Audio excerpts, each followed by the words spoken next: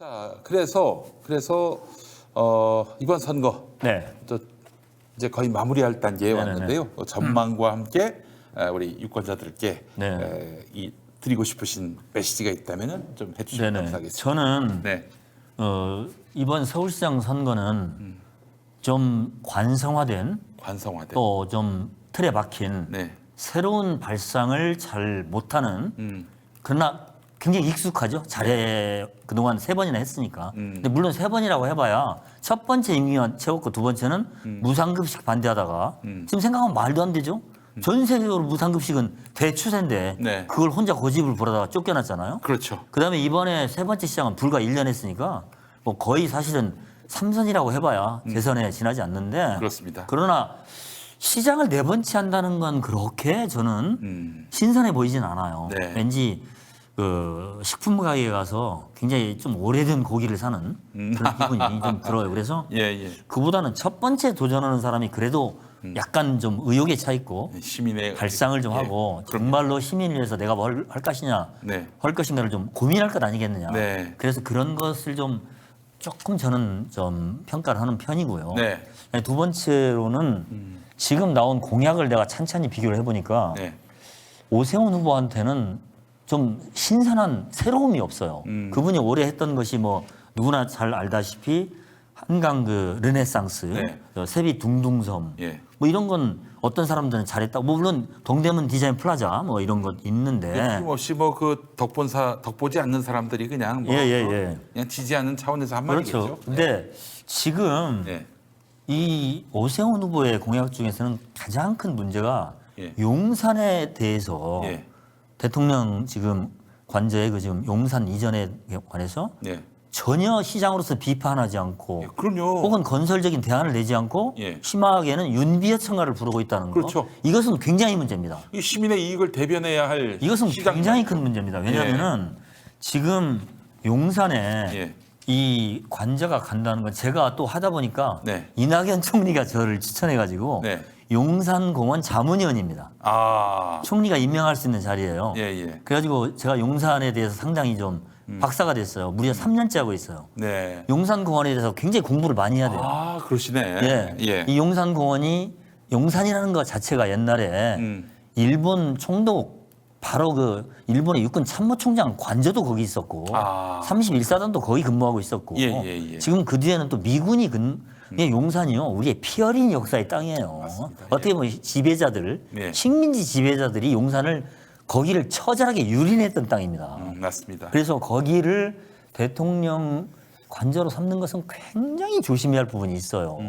역사성을 따져봐야 되거든요. 네. 남산에서부터 원래 용산이 한강까지 이어지는 건 아닙니까? 맞습니다. 지금 그 맥을 잘랐거든요. 예, 예, 예. 그리고 거기에 일본 관악대도 있었고 하여튼 일본의 유산이 도처에 깔려 있고 네. 그 뒤에는 미군의 유산이 그렇죠. 지금 아주 처절할 정도로 수도 한복판이 예. 완전히 외세에 의해서 그래서 유린을 당했습니다. 저희가 용산공원 자문위원을 할 때 예. 계속 유념했던 것이 이름을 어떻게 네이밍을 공모를 했어요. 네. 그래서 용산 국립공원하고 네. 용산공원 이게 다퉜는데 예. 익숙한 게 낫다. 예. 그래가지고 용산공원이 된 거예요. 네. 역사성이나 이런 것들 때문에. 예, 예. 그게 말하자면 뉴욕의 센트럴파크처럼 그게 만들자는 것이었고 네. 그 기본적으로는 문재인 정부 때는 용산공원은 100% 환수해서 시민한테 돌려드린다. 네. 이게 뭐 움직일 수 없는 원칙입니다. 예. 근데 지금 관제가 들어가면 이게 안 돼요. 그렇게. 우선 지금 현재 우리 국민들께서 아셔야 할 게 뭐 미군이 일부 평택으로 물러가고 용산공원이 많이 지금 반환되는 것처럼 생각하고 있는데 네. 전체의 10%밖에 반환 안 됐어요. 아, 그래요? 네네. 오. 그리고 앞으로 지금 대통령은 임기 5년이잖아요. 예. 임기 5년 동안 용산공원 반환 안 돼요. 훨씬 더 걸려요. 그렇죠. 그런데 예. 관저가 들어가 버리면 하던 작업도 멈춰야 돼요, 지금. 아, 그러네. 큰 문제예요. 오. 자, 대통령 관저가 들어가 버리니까 여기에 지금 아무것도 못 하는 거예요. 네. 지금 원래 건설교통부가 세워놓은 용산공원 장기 플랜이 있어요. 네. 거기에 보면 7년 동안에 걸쳐서 반환 협정을 계속하고 그동안에 일부는 공개를 먼저 하고 좀 네. 이런 계획이 다 있고 예. 그다음에 어떤 그게 건물이 전체 합쳐서 280동이에요. 네. 그중에 어떤 건 보존을 하고 예. 어떤 건 헐고 예. 이런 걸 하나하나 그리고 생태공원 쪽으로 가야 되느냐 네. 아니면 그 시민 친화적으로 가야 되느냐? 굉장히 많은 그 정리해야 할 문제들이 있습니다. 네. 그러니까 무조건 다 보존해서 역사성을 유지할 것이냐? 거의 건물 하나하나가 다 지금 문화재 같은 거거든요. 이거 어느 만큼 부시고 어느 만큼 유지해야 되느냐? 이런 걸 다 해야 되는데 윤석열 이 대통령이 그쪽으로 들어와 버리면 이런 것들이 5년간 스톱돼야 된다고 봅니다. 큰 문제입니다. 네. 그리고 윤석열 그 대통령은 인수위 때 섣불리 예. 국민들한테 용산을 개방한다고 그랬잖아요. 그렇죠. 이건 전혀 모르는 사실입니다. 전혀 용산공원의 특징을 전혀 몰라요. 예. 지금 당장에 용산공원이 이렇게 되면 대통령 관저가 들어옴으로써 고도 제한 문제가 걸려요. 그렇지. 앞으로 이거 예. 원래는 이게 경호를 담당하는 공군, 수경사, 뭐 경호처 이런 데하고 협의를 해야 하거든요. 예. 협의가 다 됐는지 잘 모르겠고 그다음에 건물 조망권 제한도 있거든요. 그렇죠. 이것도 문제가 돼요. 예. 여기에 과연 저 공중 요격 시설 추가 배치 이제 해야 될 거 아니에요. 대통령이 네, 들어왔으니까. 맞습니다. 예. 지금 서울 시내 고층 건물은 전부 다 캘리버 50이 다 있거든요. 그렇죠. 예. 자, 그다음에 또 3.7km에 들어오면은 이게 드론 같은 거 네. 그냥 바로 쏴버리게 돼 있거든요. 예. 자, 이런 거 하나하나를 그다음 교통대는 어떻게 할 것이냐. 지금도 문제인데 네. 앞으로 이제 용산공원 반토막이 되거든요. 네. 관저 때문에. 네. 그러면 여기에 참 용산공원을 시민한테 돌려주기가 참 굉장히 어렵게 돼 있잖아요. 네. 그다음에 제일 심각한 것은 토양 오염 문제입니다. 지금 용산공원이 네. 미군이 올해 주둔하는 바람에 예. 전국의 미군 기지에서 가장 토지 오양이 심해요. 그러니까 아직 우리가 그걸 까보지 못했어요. 밑에는 거의 지금 기름 땅이라고 봐야 됩니다. 이걸 지금 빨리 정화를 하고 예. 공원을 만들어야 되는데 네. 대통령 관저가 들어오는 바람에 못하는 겁니다. 이런 문제가 지금 켜켜이 쌓여 있거든요. 네. 그런데 이것을 오세훈 그 후보는 처음에는 인수위 때는 신중해야 된다. 용산으로 오는 문제를 이렇게 말을 했어요. 네. 그런데 엊그저께는 말을 바꿨더라고요. 용산의 대통령 관저가 되는 것은 시민들한테 큰 선물이다. 이게 뭔 얘기죠? 저 깜짝 놀랐어요. 이거 시민들 빅엿 먹이는 말인가? 빅년 먹이는 거예요. 예. 이게 어떻게 선물이 됩니까? 지금 당장에 용산 근처에 사는 사람들 땅값 오른다고 좋아하겠습니까? 아닙니다. 맞습니다. 몇몇 뭐 부자들은 그럴지 몰라도 자 아침 저녁으로 이제 교통체증 생기죠. 이거 이제 아까 말한 대로 고도 제한 여기에 있었던 이제 또 국방부의 그런 건물들 분산 이런 것들은 어떻게 할 것이며 우리 외교부 장관 지금 박진 장관 참 안타까워요. 네. 외교장관 관저 뺏겼잖아요. 네.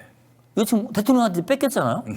박진 장관 어디로 가는지 잘 모르겠어요 지금. 그래서 자기 거기 출퇴근 안 하고. 용산동에 예. 그 한남동이죠 정확히는 예. 한남동에 외교장관 공관이 바로 국회의장 공관하고 다 붙어 있어요. 네, 네. 대법원장 공관 뭐 해가지고 글쎄 말이에요. 그쪽이 굉장히 요지거든요. 네. 근데 이제 대통령이 또 여기를 써버린다고 하니까 도대체 지금 외교장관도 그냥 졸지에 뺨 맞고 국방부 합참 다 그냥 어디로 지금 가야 되고 네. 왜 이런 난리를 치는 거예요 도대체? 이게 좀 오늘 논제는 아니지만 그냥 청와대로 들어가시면 아무 문제가 없는 것 아닙니까? 네. 네. 네. 아니, 지금도 도저히 이해를 못 하겠는데 예. 여기에 대해서 오세훈 후보는 말이 없다?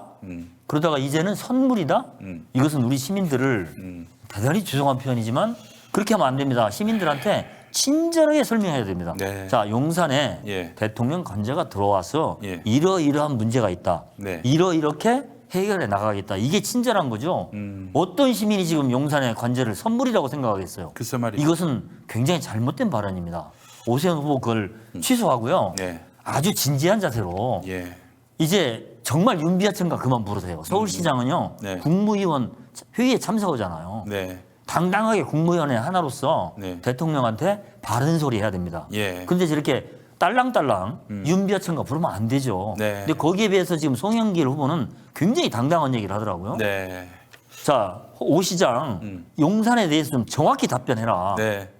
나는 송영길이는 네. 5년 뒤에 대통령 선거에서 만약에 민주당이 집권하면 즉각 청와대로 돌아간다.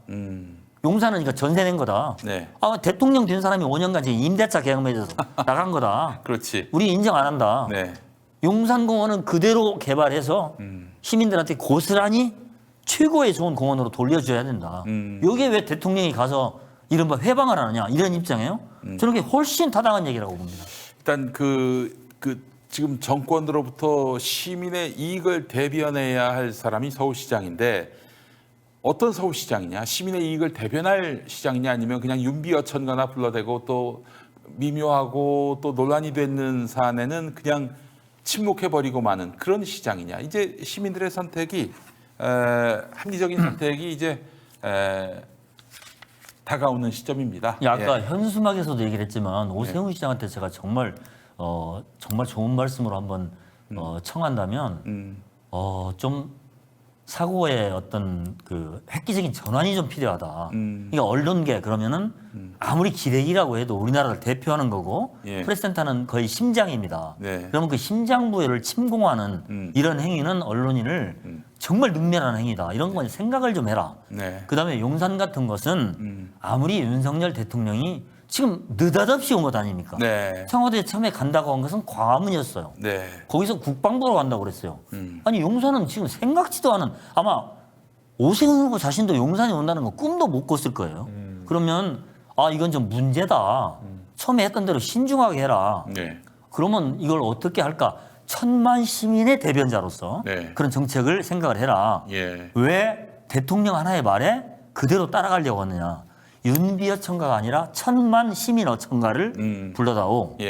이렇게 당부를 합니다. 자, 그래서 여러분 뭐 선택은 너무나 명징합니다.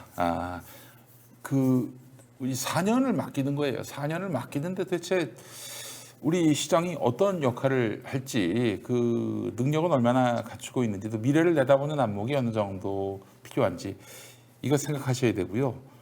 그리고 이제 부동산 문제와 관련해서 우리의 이익을 지켜줄 사람이 오세훈뿐이니 오세훈을 밀어야 한다. 그건 제가 볼 땐 잘못된 거예요. 왜냐하면 잊지 마십시오. 이제 부동산 정책은 동등해졌어요. 그러니까 민주당도 많이 양보했고 특히 송영길 그 후보는 당 대표를 할 때 본인이 앞장서서 종부세, 재산세 완화 법을 통과시켜 버렸어요. 그러니까 굉장한 실용주의자고 부동산 정책에 관해서는 지금 오세훈 후보와 전혀 오차가 없어요. 그렇기도 하거니와, 그리고 지금 부동산을 한국 정부가, 한국의 서울시 지방정부가 뭘 어떻게 할 수 있는 상황이 아니에요. 이제 미국 금리 올라가고 그렇습니다. 또 한국도 금리도 당연히 올라가고 이렇게 되면은 영끌이라는 거는 참 해서는 안 될 일이었구나라는 전 세계적인 위기인데 우리가 얼마나 잘 방어하느냐 문제지. 이제 정책에서 오세훈과 우리 송영길 후보가 부동산으로 달라질 건 전혀 없다. 강남에 계신 주부들조차도 송영길의 부동산 정책은 전혀 걱정할 게 없다. 오세훈하고 거의 똑같다. 그 이상 간다. 그런 얘기고요. 저는 정말로 두 후보가 비교가 잘 돼요. 어떻게 보면 오세훈 후보는 굉장히 좀 안정되고 좀 부유하고 부잣집 그 도련님 같아요. 왜냐하면 우선 재산 신고가 59억이에요.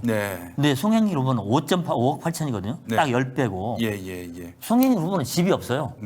24평에 전세에 사는데 뭐 국회의원 5번 했으면 그 정도 돈이 없겠습니까? 근데 부부가 우리 집 소유하자 말자 이렇게 약속을 했다고 그래요. 그리고 보니까 이 송영길이라는 사람이 상당히 알게 모르게 기부왕이더라고요. 기부왕. 그러니까 돈이 없는 사람이 기부를 더 잘합니다. 제가 깜짝 놀란 게 4월 16일 날 그 바퍼의 최일도 목사가 직접 발표를 했다구만요. 그날 송영길 그 후보가 바퍼에 밥 배식 봉사를 하러 갔는데 기자들이 좀 왔대요. 근데 거기서 최일도 목사가 그냥 얘기를 해버렸는데 송영길 얘기하지 말라고 그랬는데 뭐냐. 송영길 의원이 3년 전부터 세비의 25%를 우리 바퍼 다일 공동체에 기부하고 있습니다. 숨어서 하고 있습니다. 이게 그냥 신문에 다 났어요. 이런 걸 보니까, 근데 그 전에 보니까 그 신문에 보도됐던 게 그 송영길 의원이 자기 장인상을 당했을 때 남은 돈이 9천만 원이었는데 그걸 김대중 기념사업회 3천만 원, 노무현 재단 3천만 원 이렇게 다 줬더라고요. 그러니까 우리 사회에서요 국회의원 300명 중에 제가 솔직히 말하기는 쉬워도 행동하기는 어려운데 돈도 제일 적은 사람이 재산신고 5억 8천이면 저도 코바코 사장 뭐 상당한 예우를 받는 자리 아닙니까? 제가 재산신고액이 12억 5천이었거든요. 저도 공직자 중에서는 굉장히 적은데 내 송영길 이 후보를 보고 좀 부끄럽더라고요. 야, 이 사람은 진짜 조금 독특하구나. 응? 이렇게 실천하는 사람은 말이 없어요, 오히려. 그런데 오세훈 후보가 제가 어디 기부한다는 거 한 번도 못 들어봤어요. 그래서 네. 조금 우리 서울 시민들이 이런 것들을 좀 정확히 알면 이런 실천하는 사람도 있구나. 그러니까 그냥 괜히 그냥 뭐 루머 뭐 이런 것에 현혹되지 마시고 후보를 좀 찬찬히 그동안 보도된 것만 찾아봐도 뭐 인터넷에서 오세훈도 쳐보고 송영길도 쳐보고 이러면은 알짜 정보가 좀 있더라. 네. 이런 말씀을 좀 드리고 싶습니다. 알겠습니다. 자, 오늘 긴 시간 동안 함께 말씀 나눠주신 김기만 네. 바른언론실천연대 공동대표님. 아유, 오늘 너무 시간이 많이 갔지만 너무 금방 가가지고 다음에 또 한번 모실 수밖에 없을 것 같습니다. 선거 좀 지나서 그때 네네. 우리 김기만 대표님 모시고 또 이야기 나누도록 하겠습니다. 네. 아유, 오늘 어떻게 이 귀한 말씀들을 다 담았는지 모르겠어요. 근데 여러분. 제가 오늘 김용민 TV 특종은 2가지 드렸네요. 예, 예. 동아일보가 예. 국민주였다. 국민주였다. 그다음에 동아일보의 19기부터 24기까지는 네. 전국 공채가 아니고 예. 제한 공채였다. 그렇습니다. 그것도 서울대 연고대. 이건 대단히 사실 그 아닌 대학을 나온 사람들한테는 예. 굉장히 잘못된 그런 제도였다. 그리고 또 그때 되신 분들도 좋은 기자들 많이 있는데 네. 그분들께도 영예롭지 못한 거죠. 사실은 기회를 줬었으면 얼마나 네. 좋았겠어요. 그렇게 공채를 볼 수 있는. 근데 어쨌든 뭐 알겠습니다. 네. 자, 우리 김기만 대표님은 다음에 또 모시도록 하겠습니다. 네, 감사합니다. 대표님, 감사합니다. 예. 네, 고맙습니다. 시청자 여러분 고맙습니다.